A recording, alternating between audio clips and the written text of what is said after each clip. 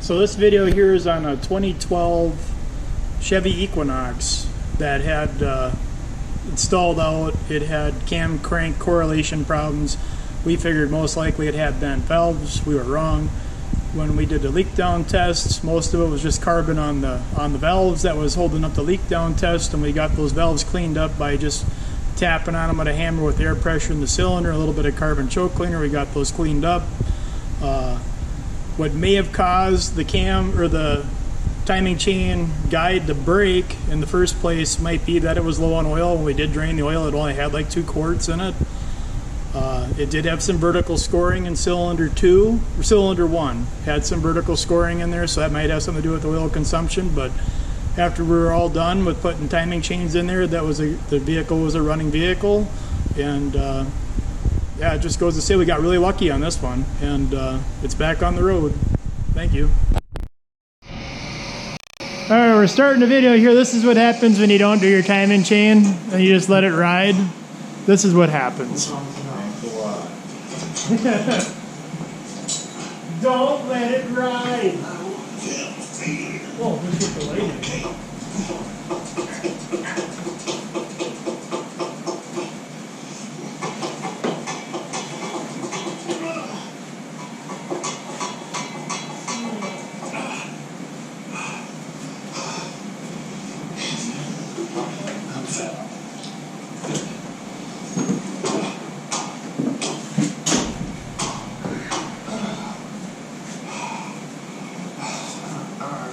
Like taco? This is how you replace cats. Oh, we gotta take this one up down there. Is this my problem? Are you my problem right now? Pizza! Taco, sorry. Now this guy is a pretty tasty guy.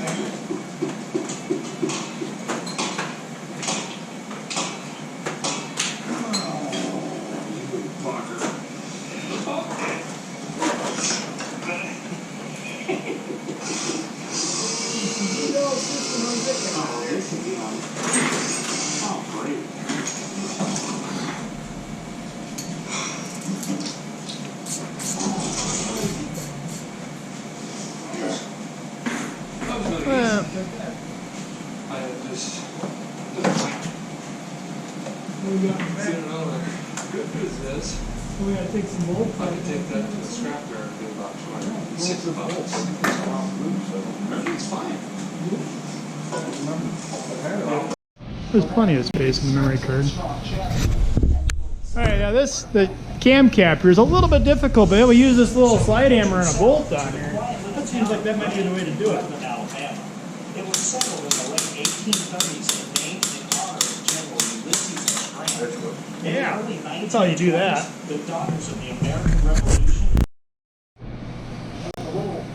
Here we go, we're starting our leak down test to see how bad it is.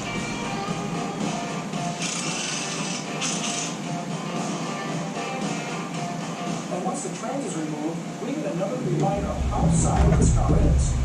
Just look at this transfer. The more excited we got. Other than regular maintenance, it's evident this car has been unmodified since it rolled out of GM's plant.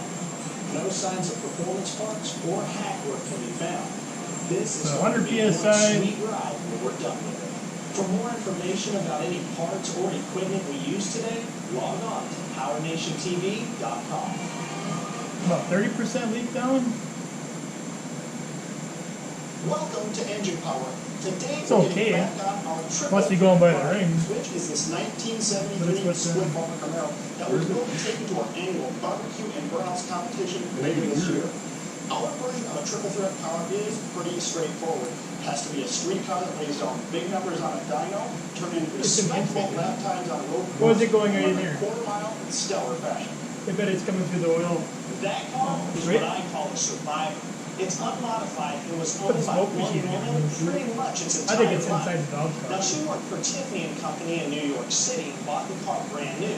That explains the factory We have to undercover. take this one. Within 1 month, she was transferred to the Southern California Tiffany It's not in location, there. and she showed up. It's going by the rings. Now, in the 1990s, the car It's not horrible, but it's not. You know that big scrape you were talking about you seen in there with the camera? because it was damaged, but there was no body. Now the car then was sold in 2015 to a gentleman in Kentucky. Last year, it not came the up for running sale machine, again, yeah. and hey, we couldn't pass it up. That's why it's Still car under shop. one, pretty much passed. The power plant for a triple threat car has to be They're all stuck. like that.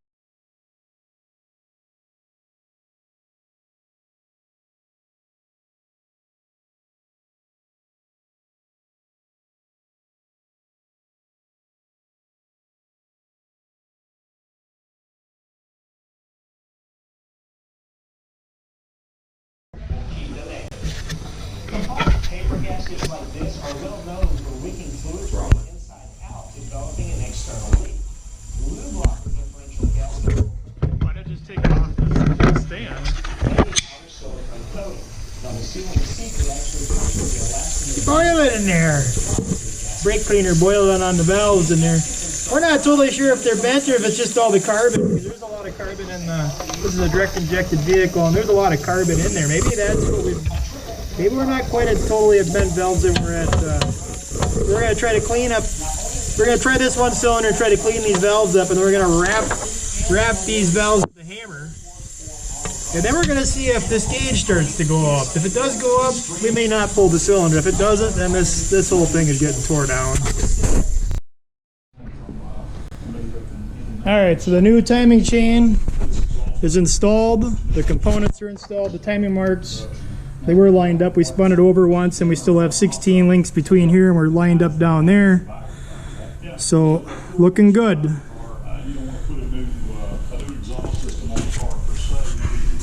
Timing mark is lined up down there, and the two up there are like at a 45-degree mark, and everything's torqued. And we'll continue the video when we start her up.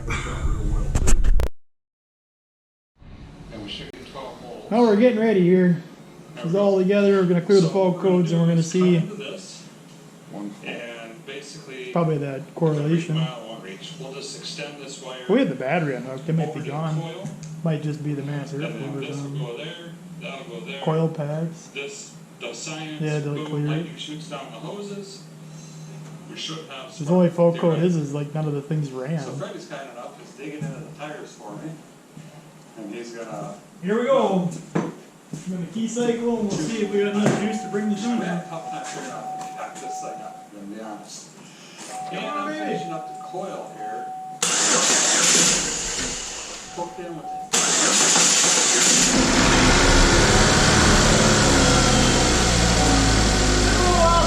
It wasn't hitting. You know, it was low on compression on like a cylinder or two, and the lifters pumped up. Rev her up a couple of times. Sounds good. Where'd they all come from? Boy, it smells like. Whoa! Smells a whole lot like. Engine oil. Yeah. No, there's the stuff we dumped down the. Yeah. You blew the head gasket. Yeah. Tag team driver.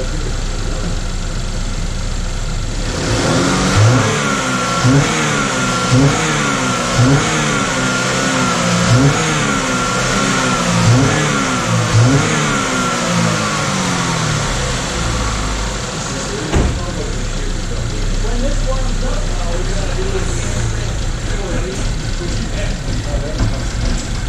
kind of full of plug.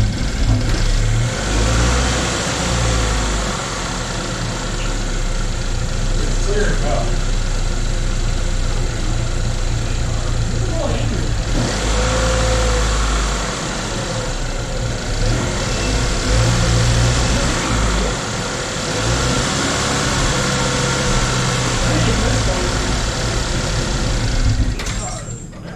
Dying her own? Is anything leaking? Last night for tonight, we're gonna shut it down. I'm gonna try to fire it up again.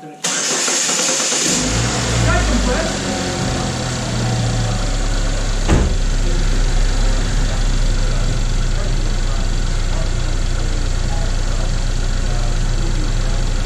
I suppose it's misfiring from all that oil in there. We dumped oil in there, carb choke cleaner, and read trouble code. None. How about misfires down here? See, live data. It's pissy. Are we missing a hose or something? Or why is the fan on too? There's no way she's warm. Successfully install Probably. We should shut her down now. So, when we were running this here, we were having some issues with the fuel trims, and there's a lot of carbon choke cleaner. A lot of carbon choke cleaner in the oil. We're thinking in the EVAP tube, it's pulling it up because it's pulling 20% fuel away, and it was getting really stuttery. This car has a bad O2. It has a bad cat. The cat was already shot, so that ain't helping matters. But pretty sure that we need to change the oil, and it's right now it's taking fuel away, so it's not a vacuum leak. It's trying to remove fuel from the engine, and it's so catastrophic because the rear O2 sensor is just going with the wind. It's because the cat's fucked. Oh, look at that! Oh, it's cleaning up nicely. Oh, blowing all the metal chunks out of there. Oh yeah. Oh, we don't need to buy a new filter. We can put this back in there. Yeah. Looks like it's brand new. Yeah, it's all nice. Oh. Make the move, make the move.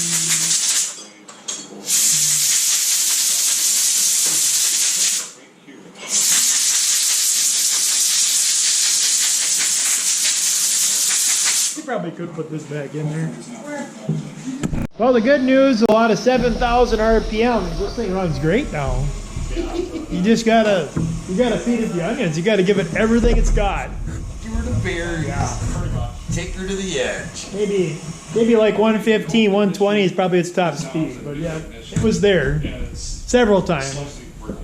And fuel trims seem really good about 0-0. So it must be running pretty good.